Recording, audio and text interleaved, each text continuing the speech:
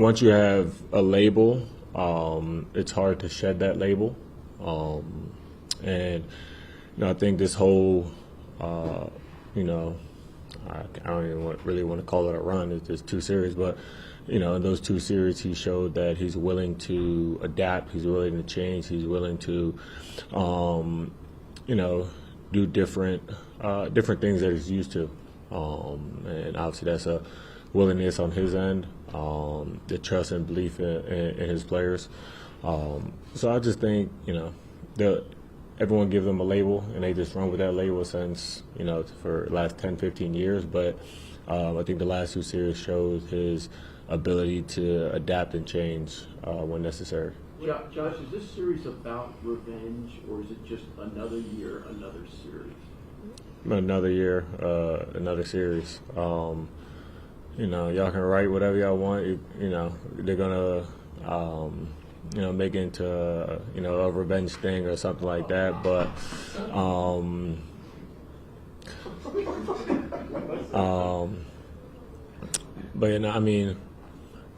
half the team didn't play last year. They were hurt. Jude, Dante, they're not here anymore. Zay's not here anymore. You got Kel, OG was hurt. It's a totally different team, totally different situation, totally different round of the playoffs. So we just got to make sure we're ready. That's an extremely talented team whose offense is clicking at all cylinders right now. So nothing about revenge or anything. It's just about next series. They kind of trolled you guys a little when they won that series. Halliburton wore the Reggie Miller sweatshirt. There was a choke sign. I think Turner went outside and trolled your fans. Did that series, did that bother you? How they reacted, and did it bother? How long did that playoff loss stay with you? Did it bother me? At the end of the day, if you win, you can really just kind of do what you want. I think everybody's different. Everybody embraces being in that spotlight differently. So if that's how they want to do it, cool. But for me, I don't know. Obviously, it was a tough series for us physically, especially at Game 7. I was hurt and couldn't play how I wanted to. So it's helping me for a little bit. But at the end of the day, I knew I gave everything I possibly could have given. So I think it was Game 2 in Boston. You guys been behind the whole way. Jalen was having a really bad shooting night, and he scores in the 4th quarter. And right away, Reggie Miller says, you got to be concerned for yourself. Thinks here comes the best clutch player in the NBA. And it kind of felt like Tiger Woods' prime. Like you could be way back in the back 9, and you still got to watch because. Would you believe if he wasn't your teammate that there's an NBA guy who could suddenly swing a game like that when it just seemed like it's not happening today? I don't know. There's obviously a lot of talented guys in the league, especially in that 4th quarter. Guys like Shea and Jokic and all that. But I think his ability to rise to the occasion, his ability to want the ball, to make the proper play in late game situations is unmatched. So he's one of the guys like, okay, if we get, even if we're down, if we're a couple possession game, towards the end of the 4th quarter, we feel extremely confident because we got guys that's going to make plays defensively, and then he's going to make the proper play offensively, whether that's scoring or, drawing to, getting guys open shots or those kind of things. So, I think, Reggie was right on that. I think he's the most clutch player in the NBA right now, and, we're happy he's on our team. What's the challenge of getting off an emotional high and now getting ready for this next series? What's that challenge like for you? Not really a challenge. If y'all have heard me say it all year.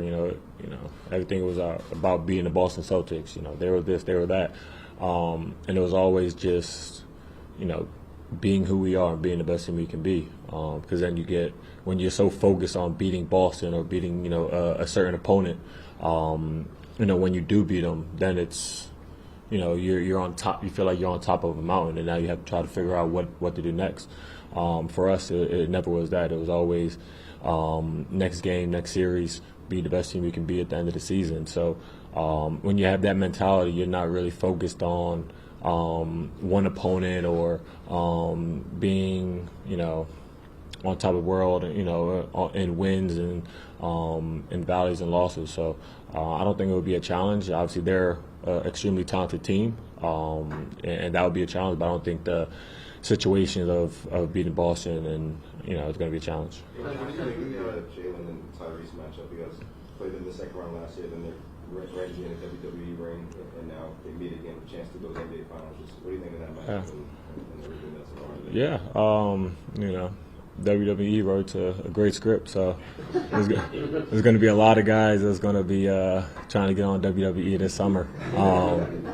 But no, I mean they're two of the best point guards, not just in the East, but in the league, and it's going to be fun. They both have two different playing styles. Obviously, JB scoring guy, more of a scoring guard. Tyrese, runs that offense, gets guys involved, pushes the pace, those kind of things. So it's going to be back and forth matchup, chess game, but both guys are extremely talented.